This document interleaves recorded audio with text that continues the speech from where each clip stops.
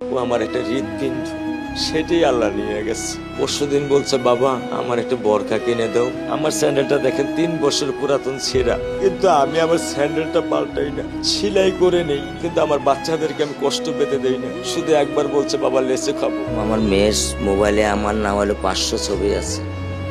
আমি এখনো সাহস পাইনি আমার মেয়ের একটা ছবি বের করে দেখতে।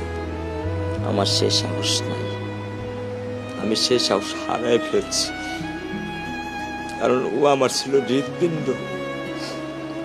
ওর জীবনে এমন কোনো চাওয়া নাই যেটা আমি পূরণ করি নাই। পরশুদিন বলছে, বাবা আমার একটা বরখা কিনে দাও। আমার চাচতো ভাই বললো, ভাই ইসলামপুর থেকে 300-400 টাকা পাওয়া যায়। আমি সাথে সাথে মিনি মার্কেট থেকে আমি 1000 টাকা দিয়ে আমার মেয়েকে বরখা এনে দিচ্ছি। আমি দরিদ্র, ভাঙা বাসায় থাকি, কিন্তু আমার সন্তানদেরকে আমি কখনোই দারিদ্রতার স্বাদ পেতে দেইনি।